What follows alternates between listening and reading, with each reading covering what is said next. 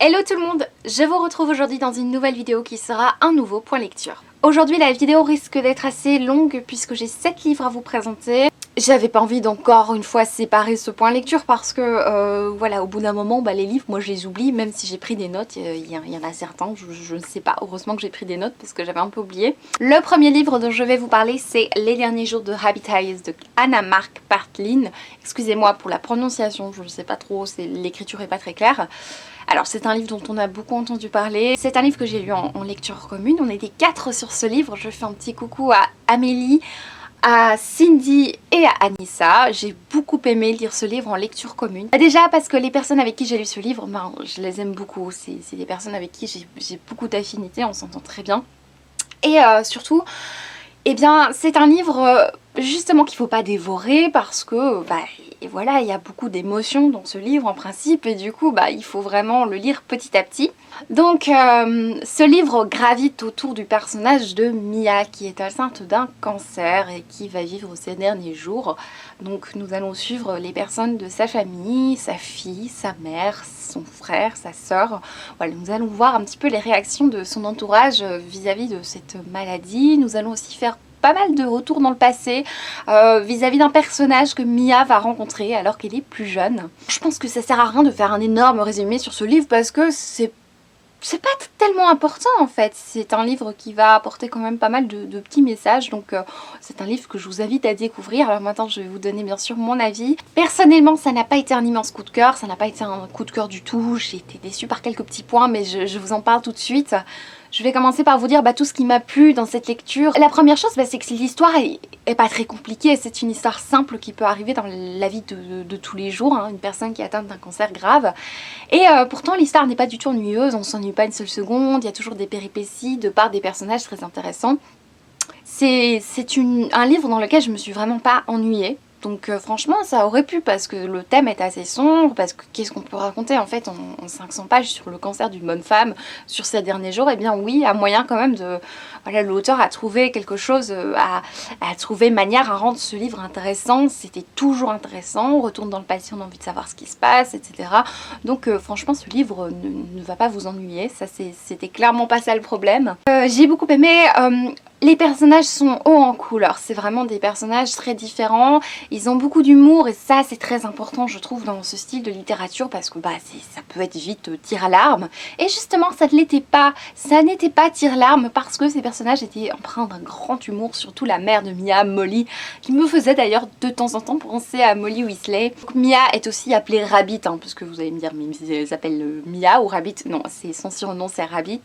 Les personnages sont intéressants, on va découvrir des personnages assez différents, un homme plutôt têtu, le frère qui est un peu fantasque, on a une sœur aussi, tout le monde réagit d'une manière différente et ça j'ai bien aimé que l'auteur approfondisse la psychologie de ces personnages.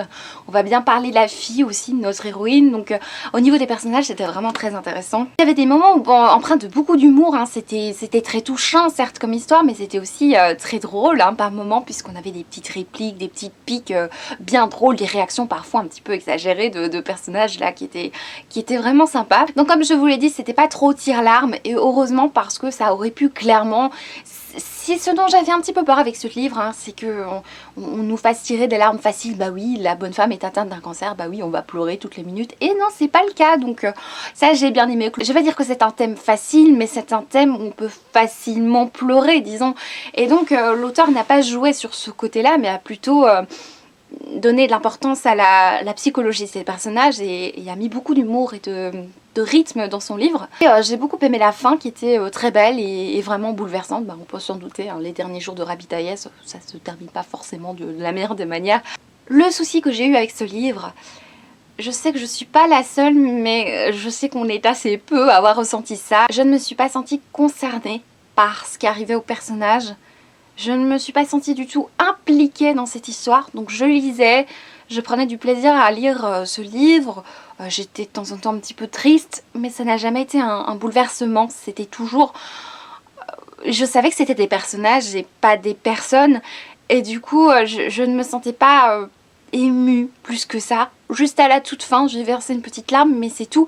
Alors que je sais que beaucoup ont été vraiment bouleversés par cette lecture, et c'est ça qui m'a un petit peu refroidie en fait, c'est que pas un seul moment je me suis attachée à ces personnages, même s'il y en a qui étaient drôles, même s'il y en a qui étaient très humains, je ne me retrouvais pas face à des personnes, mais plutôt bah oui à des personnages. Un autre truc que j'ai remarqué et qui va peut-être provoquer justement ce manque d'implication que j'ai eu, c'est Rabbit qui est mise un petit peu sur un piédestal. Bien sûr elle a le cancer, elle va mourir, c'est souvent hein, dans ce genre de situation qu'on voit la personne qui va mourir comme... On voit que les côtés positifs. Elle est tellement vue avec tellement d'amour et de bons côtés que cette personne me semblait pas réelle en fait. Cette Rabbit, elle m'a pas semblé réelle et à nouveau bah, c'est ça qui a fait que j'étais pas du tout impliquée dans cette histoire. Donc on va dire que c'était une petite déception parce que je m'attendais vraiment à être bouleversée. Je l'avais lu pour être bouleversée. J'ai pas du tout été bouleversée ni impliquée. Il n'a fallu que la fin pour que je sois un tout petit peu triste. J'ai même pas sorti mon mouchoir. Vous voyez, je dis pas qu'il faut pleurer hein, pour que le livre soit bon, c'est pas ça. Mais quand on n'est pas impliqué, quand on se sent pas directement connecté au personnage, c'est qu'il manque quelque chose. Et il y a quelque chose qui m'a manqué dans cette histoire. Et c'est peut-être le fait justement que Rabbit soit un petit peu... vu comme quelqu'un de merveilleux et qu'on n'a pas un point de vue justement plus objectif en fait de ce personnage. Je sais que c'est un petit peu étrange hein, mon avis sur ce livre, je suis sûre que vous allez l'aimer, hein. J'ai parfois des avis un petit peu bizarres, je suis aussi parfois hyper critique dans une lecture mais je suis désolée pour les personnes qui ont adoré. Ensuite je viens vous parler d'un livre qui était une romance jeunesse dont j'ai beaucoup entendu parler. Il s'agit de Maybe Someday de Colleen Hoover. Avec cette lecture on illustre parfaitement le fait qu'il faut être dans un certain état d'esprit pour lire tel ou tel livre. Et donc ce livre je l'ai lu dans 2 états d'esprit différents et du coup bah, il y a une partie que j'ai adorée, une partie que j'ai beaucoup moins aimée. Et je sais que ça ne vient pas du livre mais ça vient vraiment bah, de moi tout simplement. J'ai lu ce livre en lecture commune avec Alexiane qui a adoré sa lecture.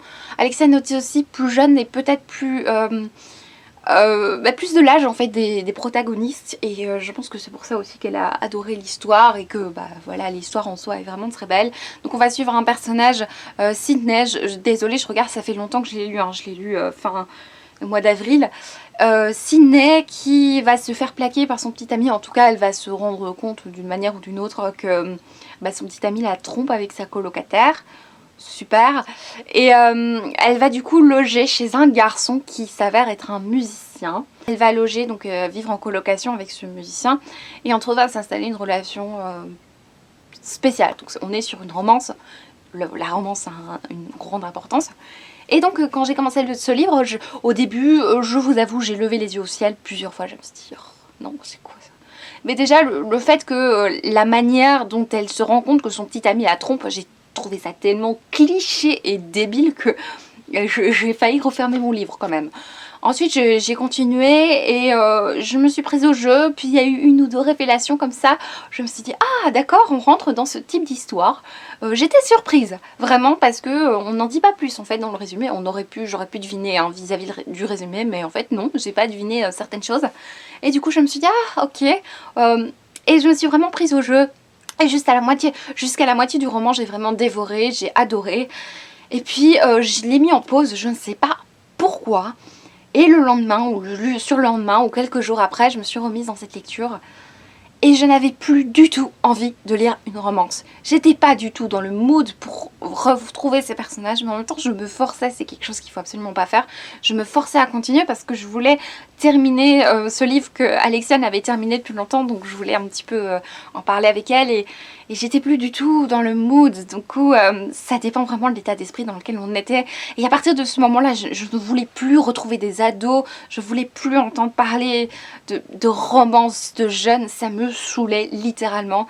Et du coup bah, je sais que ça vient pas du livre, ça vient vraiment de moi qui avait plus envie de ça alors que quelques jours avant j'avais dévoré pour la même raison. Donc franchement c'est stupide hein. Du coup je vais vous donner mon avis de manière un petit peu plus objective. C'est un roman qui je trouve est très touchant parce qu'on aborde des thèmes assez sombres quand même qui vont nous distraire un petit peu du côté très romance qu'on a dans la plupart de ce genre de livres. Donc la romance n'est pas simple entre ces 2 protagonistes. On a d'autres personnages qui sont assez intéressants. Donc c'est vrai que c'est une romance qui change un petit peu de ce qu'on peut voir habituellement, mais c'est clair qu'on a les schémas récurrents hein, de ce type de livre.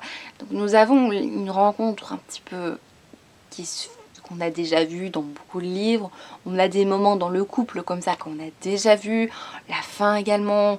Voilà, il y a pas mal de petites choses qui reviennent, mais c'est un petit peu classique hein, dans la romance. Donc c'est pas non plus un livre que j'ai trouvé exceptionnel, mis-à-vis... si on met à part le fait que j'étais pas du tout dans l'histoire, c'était une histoire intéressante, prenante, très touchante. Donc si vous voulez un livre addictif, une romance addictive, franchement je peux que vous le conseiller. Et en plus c'est quelque chose de très touchant et pas que gnangnan, comme les romances peuvent l'être. Du coup voilà, je peux vous le conseiller si vous voulez quand même de l'émotion, en plus de frissons romantiques, de l'émotion, quelque chose de touchant, quelque chose peut-être un peu plus profond que ce qu'on peut voir habituellement dans la romance. Mais ne vous attendez pas non plus à une immense originalité, ça va pas être une romance non plus comme on n'a jamais vu sur la Terre. Non, il y a certains thèmes qu'on n'aborde pas forcément tout le temps, mais la romance reste basique par rapport à toutes les romances qu'on peut voir dans la littérature actuelle, surtout la littérature jeunesse. Alors, je sais pas si c'est jeunesse et new adult, alors je m'en sors plus, new adult, young adult, j'en peux plus. C'est new adult, je pense. Ensuite, je viens brièvement vous parler de Alchimia de Samantha Bai, qui est un manga qu'il a écrit aux côtés de son amie Mia, donc, qui a fait les dessins. Je vais pas vous résumer ce livre, c'est un petit peu compliqué. C'est un livre que j'ai dévoré, c'est un manga, donc c'est toujours un petit peu frustrant. Hein. On lit un tome qui coûte 7,75 € pour nous en Belgique, et ça nous a pris une demi-heure maximum, donc c'est toujours un petit peu frustrant. Mais ce début de livre, donc c'est plutôt de la fantasy, ça sert à rien que je vous fasse un résumé. Enfin franchement, j'ai eu que le début de l'histoire, donc voilà, j'ai besoin moi d'avoir la suite, mais j'ai adoré ce début, ça m'a donné envie de lire la suite. Bien sûr là je suis un petit peu bloquée dans mon élan parce que j'ai vraiment envie de savoir ce qui va se passer avec les personnages, mais franchement c'est une très très chouette histoire. J'attends avec impatience la suite. Ça fait très dur à chaque fois d'attendre le tome suivant, mais je sais pas quand il sort le tome 2, donc j'ai vraiment hâte. Ensuite je viens vous parler d'un livre dont on a beaucoup entendu parler. Je vous en avais parlé dans un book haul. C'est un livre, j'avais longuement hésité avant de l'acheter, je l'avais demandé en partenariat, je l'ai reçu quelques semaines après. Il s'agit de La Faucheuse de Neil Shusterman, publié chez Robert Laffont, collection R. Vous en avez certainement entendu parler maintes et maintes fois, donc mon résumé va être très court. Nous sommes dans un futur assez lointain. Désormais, il n'y a plus de maladies mortelles en fait. Les gens ne meurent plus de maladies puisque la science a tellement évolué qu'on sait tout guérir. Et les gens, voilà, il y a même des gens qui font exprès en fait de sauter du 3e étage parce qu'ils vont à chaque fois ressusciter. Donc voilà, on rencontre ce genre de personnes friandes de sensations fortes qui vont faire des accidents exprès parce que on peut plus mourir en fait. On rentre dans un centre de résurrection qui fait que voilà, on ressuscite et on ne meurt plus. Et du coup, pour réguler un petit peu cette cette société qui grandit de plus en plus puisque plus personne ne meurt, eh bien il y a des faucheurs, donc des faucheurs qui vont glaner des personnes, qui vont tuer des personnes en fonction de statistiques. Voilà, les faucheurs choisissent les personnes mais en fonction de statistiques qui suivent. Par exemple, il y a un certain pourcentage d'accidents de voiture, et voilà, on va tuer ce pourcentage. On va suivre deux personnages, une jeune fille et un jeune garçon, qui vont être choisis pour être faucheurs. Donc vous pouvez pas choisir d'être faucheur. Si tu choisis d'être faucheur, tu ne deviens pas. Voilà, le but c'est de vraiment prendre des gens désintéressés qui n'ont pas ce besoin de tuer en principe. Et donc on va suivre ces deux personnages, masculin, féminin.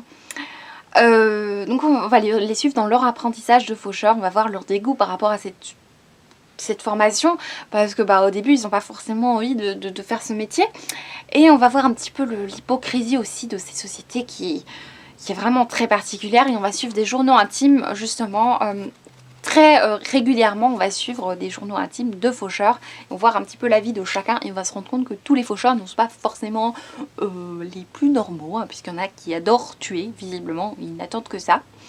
C'est un petit peu le résumé, un petit peu brouillon, mais je pense que vous en avez déjà entendu parler maintes et maintes fois. Je sais que c'est un livre qui soit a beaucoup plu, soit il a déçu.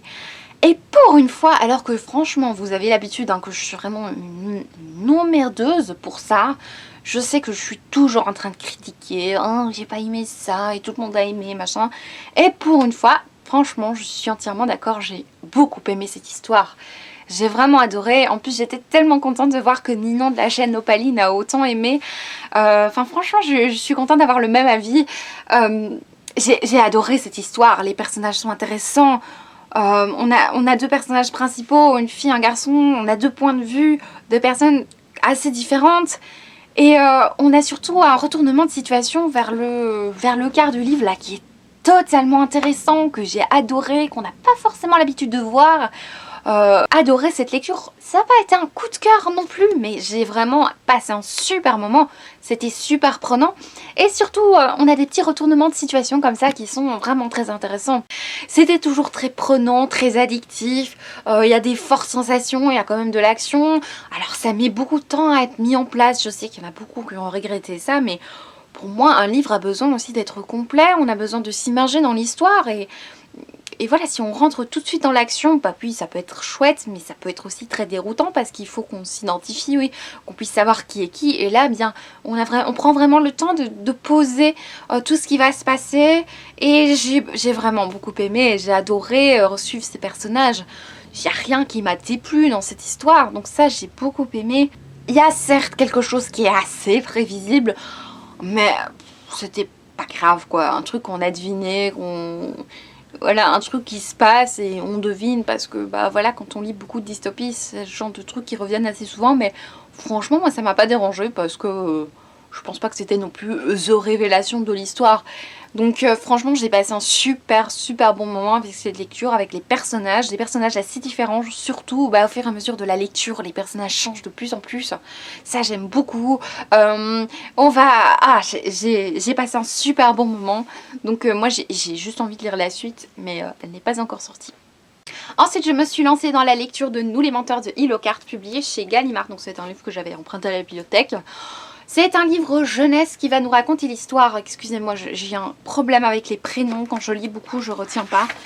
En fait, quand j'ai des gros coups de cœur pour des livres, c'est clair que je retiens les prénoms. Mais là, vous vous doutez bien que ce n'est pas un coup de cœur, sinon j'aurais pas oublié. Donc c'est Cadence. Donc Cadence est une jeune fille qui fait partie d'une famille très riche, où chaque année ils se retrouvent pendant l'été entre cousins dans la maison familiale, dans une espèce de grand château, je sais plus, enfin soit une énorme maison sur une île, une maison dirigée par le grand-père, le doyen de cette famille. Ils doivent toujours surveiller tout ce qu'ils disent, vous voyez, c'est un petit peu à la Gossip Girl, un petit peu comme ça, j'ai l'impression, le côté très enfant chic. Et notre héroïne est une des cousines et elle revient chaque année sur cette île et elle passe toujours un super moment. Surtout qu'il y a un garçon qui est là, qui n'est pas un des cousins mais qui est un ami ou je sais plus, enfin soit un type qui n'est pas de son sang, qu'elle aime bien retrouver chaque année sur cette île. Mais il se fait que une année, il se passe quelque chose. Notre héroïne a eu un accident et elle a oublié les circonstances de l'accident. Du coup l'accident s'est passé pendant l'année 15 je pense, quelque chose comme ça, j'ai un petit peu oublié les détails. Et là nous sommes dans l'année 17 où elle va essayer de découvrir qu'est-ce qui s'est passé cette année-là parce que elle a des trous de mémoire, il y a des choses qu'elle a oubliées. Du coup le livre ça va être une petite enquête en fait sur cette jeune fille, sur son accident. Et on va commencer à suspecter tout le monde de toutes sortes d'actes parce que dès qu'on parle de quelqu'un on se dit telle personne. Bon, si vous êtes adepte comme moi des thrillers, vous vous posez encore plus de questions, c'est inévitable en fait. C'est un livre que j'ai lu quasi d'une traite et franchement, voilà, je suis assez contente. Et honnêtement, je pense que si je l'avais arrêté, je l'aurais peut-être abandonné. Donc je suis contente de l'avoir lu d'une traite, comme ça j'ai été jusqu'au bout, je suis pas déçue de l'avoir arrêté. Je l'ai fini vers 1h30 du matin tellement je voulais savoir la fin. Donc voilà, si on est pris au jeu, ça se lit quasi d'une traite. C'est quelque chose, je pense, si vous lisez, vous pouvez pas trop vous arrêter parce que c'est inévitable, vous avez envie de savoir la suite. C'est très prenant, donc comme je vous l'ai dit, au début on se demande mais où est-ce qu'on va, qu'est-ce que c'est, et puis quand on comprend où on va, on est encore plus intrigué parce qu'on sait du coup dans quelle direction va le roman, même si on se pose plein de questions.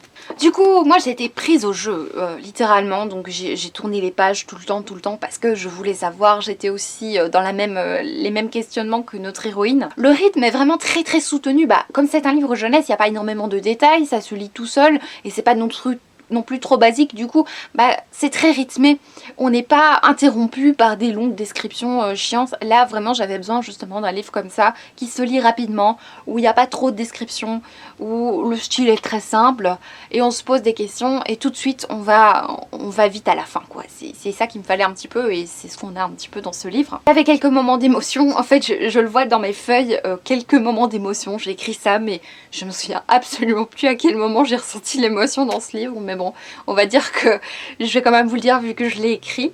J'ai bien aimé qu'on ait certains passages avec des contes, un extrait de conte. Alors je pense pas que c'est un conte qui existe vraiment, mais on a le conte raconté de différentes manières. J'ai trouvé ça très intéressant.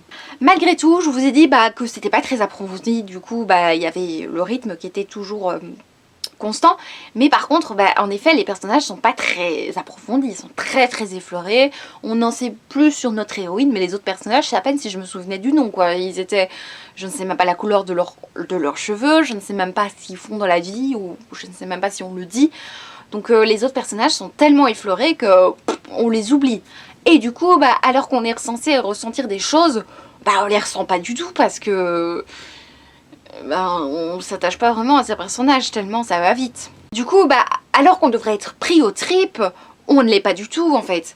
Donc moi j'étais prise par ce suspense, mais j'étais pas du tout à fond dans l'histoire, je me disais pas oh qu'est-ce qui va lui arriver, non, je voulais juste savoir ce qui s'était passé tout simplement par curiosité, c'est ça qui faisait que c'était prenant, mais j'étais pas non plus hyper attachée au personnage. Malheureusement on a une explication et j'ai déjà vu ça 100 fois en fait, malheureusement.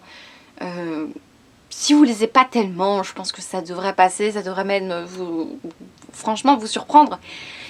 Mais je lis pas mal de thrillers et j'ai vu ça en plus dernièrement plusieurs fois en fait, ce genre de révélation, et ça m'a vraiment déçue parce que je me dis mais merde quoi, encore une fois. Je vous dis pas ce que c'est forcément, je vous dis pas à quel livre ça me fait penser bien sûr parce que j'ai pas envie de vous spoiler, mais bon voilà, j'étais vraiment déçue par la révélation qui était très prévisible pour moi, qui n'était pas du tout surprenante, qui peut surprendre bien sûr, mais moi ça m'a pas du tout surprise. Donc là ça dépend vraiment de votre expérience littéraire, je peux pas vous dire grand chose en fait, ça dépend vraiment de votre expérience. Donc voilà pour ce livre, vous avez une petite déception quand même de cette révélation, parce que franchement c'était très prenant, mais le fait que les personnages on les effleure à peine, on n'était pas du tout attaché à eux, et surtout la révélation, voilà, c'était facilement prévisible quoi. Ensuite quand je vous dis que j'ai lu des trucs assez connus, voilà, le livre suivant va pas faire exception puisque j'ai lu le Goncourt. Voilà, j'avais emprunté à la bibliothèque et j'avais pas envie de le rendre en fait, tant que je l'avais pas lu. Il y a des livres je les rends, c'est pas grave, mais celui-là je me dis allez, ça fait trop longtemps que je veux le lire. Je l'avais commencé il y a quelques mois et je l'avais pas continué. Et voilà, donc j'ai lu Chanson douce de Laila Slimani. Je vais pas vous en parler longuement parce que vous en avez certainement entendu parler. Je pense pas que mon avis va vous intéresser plus que celui des autres, donc je vous dis brièvement pour le résumé. Vous connaissez certainement l'histoire de cette nounou qui va tuer des enfants dont elle s'occupe, et on va, du coup ça c'est au début du livre et on va suivre un petit peu l'évolution, on va voir comment ça va se passer justement du moment où on engage la nounou au moment où il se passe ce qui se passe. Donc dans ce livre, on va principalement suivre cette nounou qui est quand même assez étrange, qui est engagée par cette famille, qui est engagée surtout par cette femme, Myriam, qui veut reprendre sa vie professionnelle après s'être occupée de ses enfants. Elle veut reprendre une vie professionnelle très active, du coup elle engage une nounou, et cette nounou est parfaite, elle fait tout merveilleusement, elle est vantée par tout le monde parce que justement elle est parfaite. Et bien on va voir au fur et à mesure qu'elle n'est pas si parfaite que ça. J'ai trouvé ce livre très intelligemment écrit. Déjà Laila Slimani, elle écrit bien quoi, j'ai beaucoup aimé. C'est très intéressant, c'est très intelligemment écrit parce que on a une narration entrecoupée de moments dans le passé, de moments dans le futur. C'est très intelligent, on a différents points de vue, donc c'est jamais, on s'ennuie pas une seule seconde. En même temps, ce serait dommage puisqu'il y a 225 pages, mais franchement on lit ça très facilement. Je me suis beaucoup retrouvée dans beaucoup de choses qu'écrit Laila Slimani.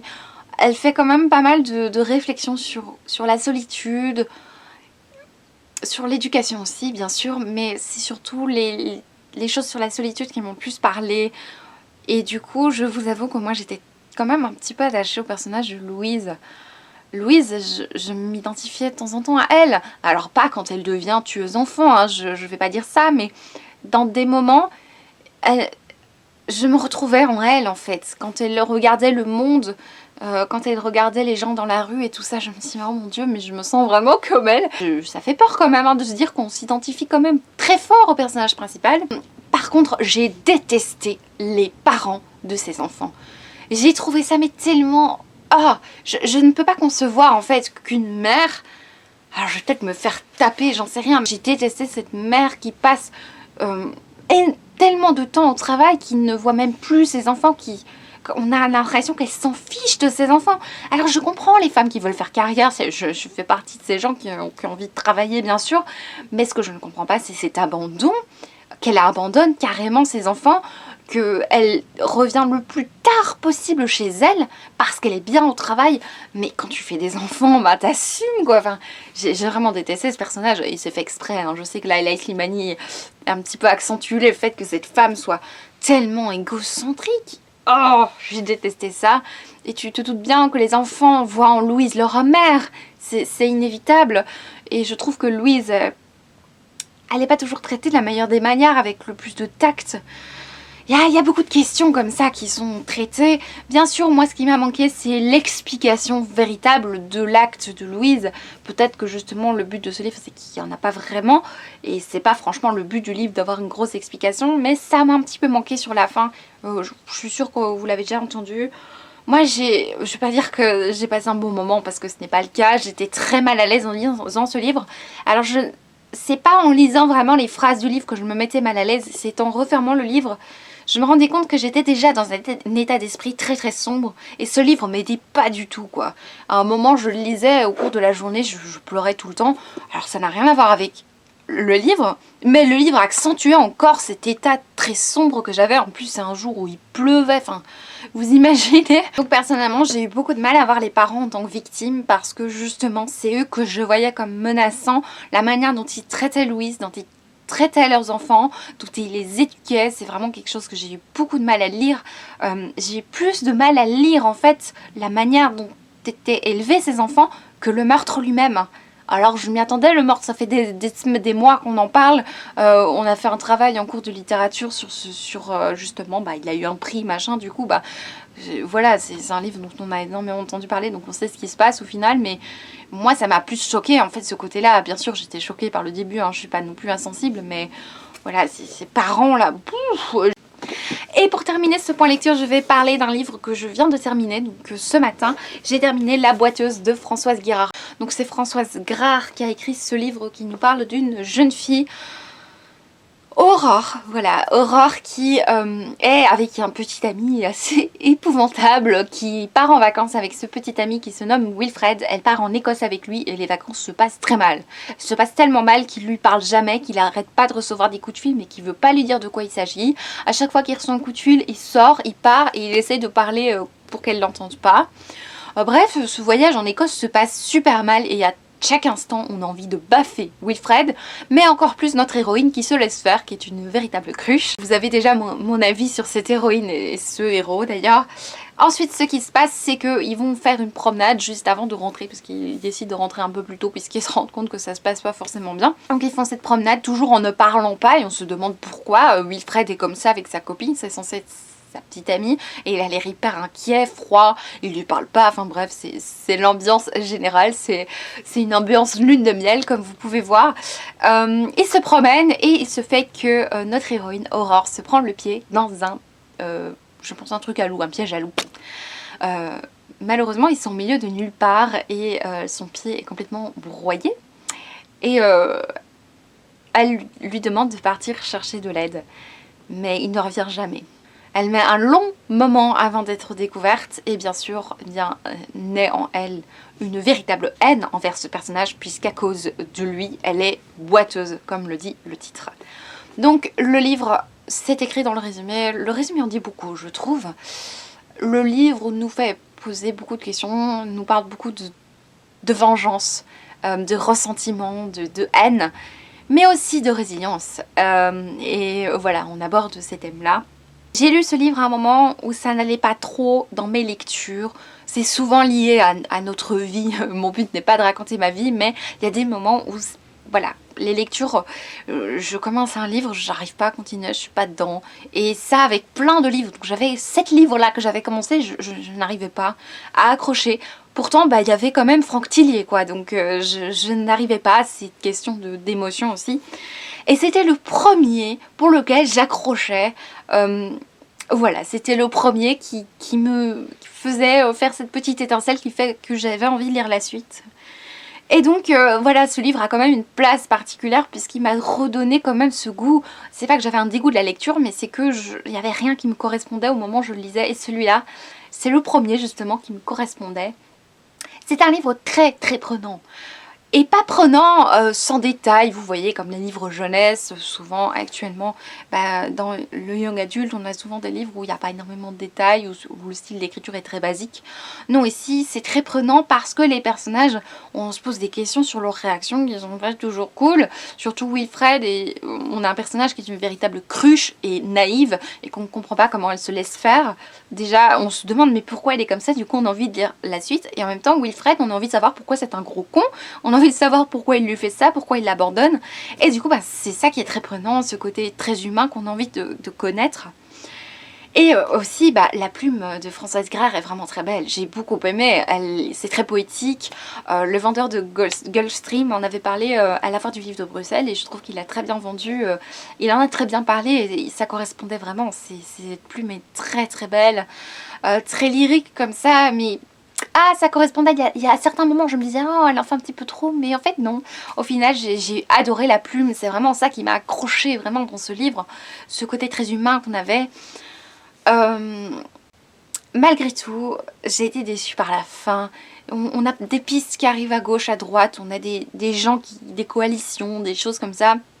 Et puis au final on se dit mais en fait il s'est passé quoi?